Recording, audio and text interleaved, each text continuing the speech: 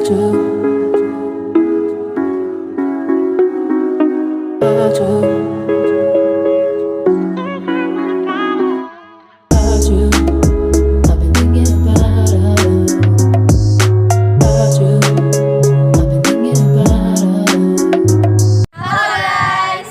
dari kelompok 6 ingin membawakan materi tentang perkembangan teknologi 4.0 di era pandemi COVID-19 dan bisnis pada perilaku masyarakat dan mobilitas. Simak video berikut ya. Hidup. Halo, perkenalkan nama saya Fitria. Saya Alisa Wulandari. Saya Firaulah Safina. Saya Dipa Aprilia Putri. saya Muhammad Nafina Albani. Perkembangan teknologi adalah perkembangan yang dari masa ke masa hingga canggih. Pada teknologi sendiri berasal dari kata teks, yaitu cara, dan logos, yaitu pengetahuan, dan dapat diartikan pengetahuan dengan cara. Teknologi sendiri itu membantu manusia yang sangat membutuhkan pada saat ini. Teknologi sangat memudahkan manusia untuk melakukan fasilitas dengan akal dan alat. Perkembangan bisnis di Indonesia belakangan ini semakin lama semakin ketat akan persaingan, perubahan, dan ketidakpastian. Keadaan ini menimbulkan persaingan yang tajam antara perusahaan, baik karena pesaing yang semakin bertambah, volume yang semakin meningkat, maupun pesatnya teknologi. Pandemi COVID-19 bisa diartikan sebagai wabah yang menyebar secara luas dan serempak yang disebabkan oleh virus corona yang menyerang tubuh manusia. Jadi, perkembangan teknologi yang disebabkan oleh virus corona ini menjadi turut drastis. Kita akan membahas perilaku masyarakat terlebih dahulu. Jadi, definisi perilaku menurut Kofiana pada tahun 2015 merupakan segenap manifestasi hayati individu terhadap lingkungan, baik yang nampak maupun yang tidak nampak, baik yang dapat dirasakan hingga tidak dapat dirasakan. Itu tadi menurut Kofiana. Sekarang ada lagi perilaku masyarakat menurut Noto Atmojo pada tahun 2003. Noto Atmojo mengatakan perilaku masyarakat adalah segala aktivitas ataupun kegiatan masyarakat, baik yang dapat diamati secara langsung maupun yang tidak dapat diamati oleh pihak luar. Sekarang kita membahas mobilitas. Jadi mobilitas dalam KBBI itu diartikan sebagai gerakan yang berpindah-pindah atau kesiapsiagaan untuk bergerak. Sedangkan secara etimologis, mobilitas ini berasal dari bahasa Latin. Bahasa Latinnya itu mobilis yang artinya mudah untuk dipindahkan atau banyak bergerak dari satu tempat ke tempat yang lainnya. Sedangkan menurut antropologi, mobilitas adalah gerak perubahan masyarakat baik secara fisik maupun secara sosial. Ini dapat dijadikan sebagai aktivitas seperti jual beli, pelayanan kepada konsumen, dan marketing, dan dilakukan secara online, bisa melalui gadget dan laptop, dan sebagainya.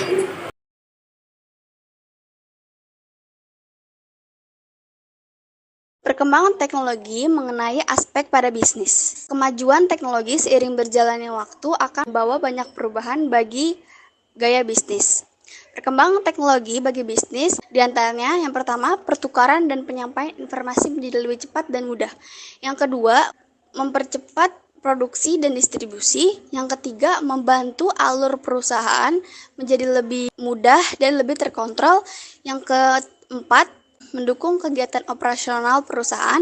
Yang kelima, memastikan keamanan atau kesalahan baik secara teknis maupun human error.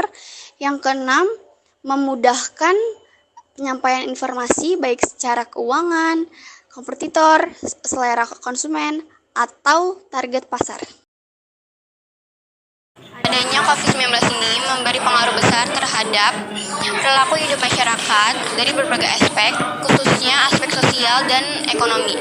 Dalam aspek sosial, pandemi mengubah perilaku masyarakat seperti membatasi interaksi untuk memutus rantai pandemi COVID-19.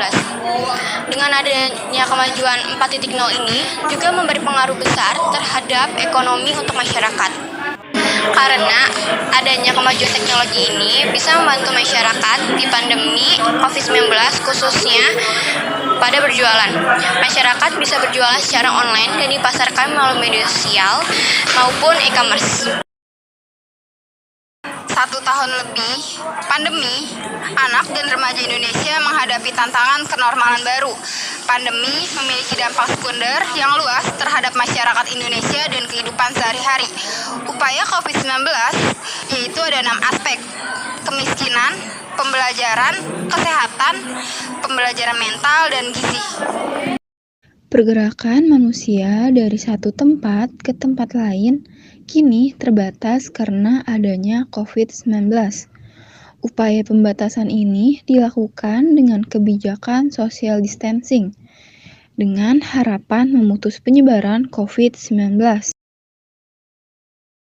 Selanjutnya kita akan membahas topik mengenai peran bisnis daring pada perilaku masyarakat di era pandemi COVID-19. Jadi menurut kami, bisnis daring ini berperan sangat penting oleh perilaku masyarakat. Mengapa? Karena bisnis daring ini telah membawa pengaruh perubahan ekonomi ke arah yang lebih baru, di mana sekarang para penjual dan juga pembeli tidak harus bertemu secara langsung dan mereka melakukan transaksi secara digital. Lalu, analisis Bank Indonesia dalam KPI pada tahun 2020 yang diterbitkan pada tanggal 27 Januari 2021 mengatakan yaitu pembatasan mobilitas dan juga kekhawatiran akan penularan COVID-19 mendorong masyarakat untuk berbelanja secara digital. Hal ini dilakukan dengan cara berbelanja melalui e-commerce untuk memenuhi kebutuhan sehari-hari. Lalu selanjutnya LPI yang dikeluarkan oleh analisis Bank Indonesia yang dikeluarkan secara berskala juga mengatakan bahwa pertumbuhan penghasilan di sektor e-commerce itu terus bertumbuh secara pesat. Yang dibuktikan pada tahun 2020, penghasilan di sektor e-commerce itu mencapai hingga 206 triliun rupiah. Lalu pada tahun 2021, penghasilan di sektor e-commerce terus bertambah hingga mencapai 401 triliun rupiah.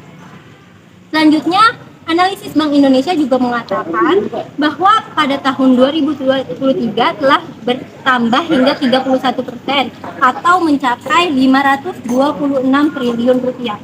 Dari penjelasan dan juga laporan di atas, kita menyimpulkan bahwa peran bisnis daring ini sangat penting bagi perilaku masyarakat, terlebih di era pandemi COVID-19 dan juga di era perkembangan teknologi 4.0.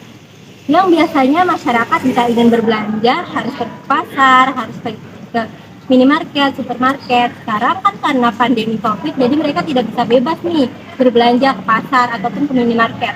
Jadi adanya peran bisnis daring, contohnya adalah e-commerce itu membantu transaksi secara online melalui di rumah dan tanpa keluar rumah. Seiring dengan perkembangan internet yang tinggi di masa pandemi COVID, membuat mobilitas manusia pun makin tinggi, terlebih di era 4.0 ini. Nah, di era 4.0 ini semua aspek dan sektor dipaksa untuk melakukan layanan dan jasa secara cepat. Di sektor industri pun, para produsen harus menyediakan layanan yang cepat demi kepuasan konsumen. Contohnya ialah e-commerce. Nah, di tengah masa pandemi ini, e-commerce berperan aktif dalam membantu UKM untuk terus berkembang. Dengan banyaknya perintah untuk bekerja dan belajar di rumah, e-commerce menjadi pilihan yang tepat bagi para penjual untuk bisa tetap berjualan dari rumah. Keuntungan lain dari e-commerce ini ialah bisnis dan penjualan yang tidak terbatas. Perkembangan informasi dan teknologi sangat berkembang di saat ini karena sangat membawakan keuntungan bagi pihak-pihak yang terlibat di dalam perusahaan karena sangat mempermudah pekerjaan dan juga bisa dikerjakan cepat dan tepat waktu. Pandemi COVID-19 ini memberi dampak pada perilaku hidup masyarakat dan mobilitas masyarakat. Kegiatan yang biasanya berbauran sesama sudah tidak lagi sama. Karena pandemi ini, masyarakat menjadi membatasi interaksi atau social distancing.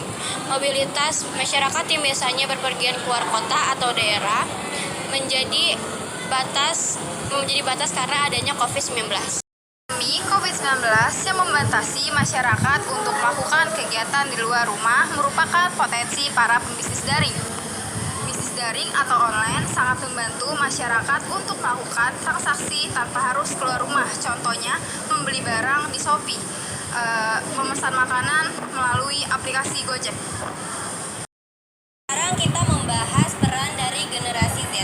Generasi Z, saya atau mungkin kalian yang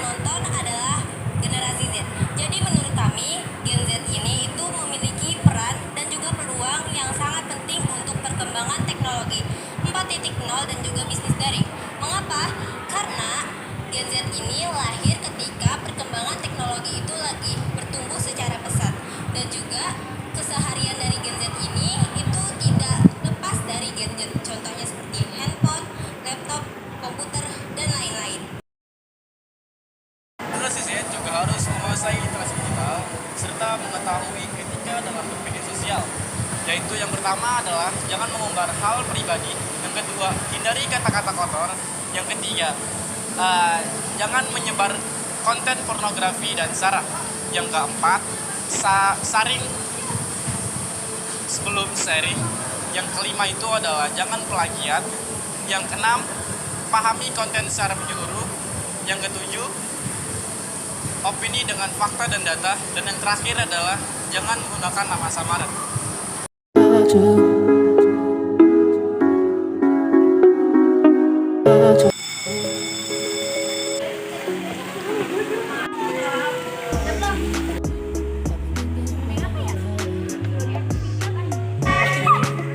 Ya ketawa.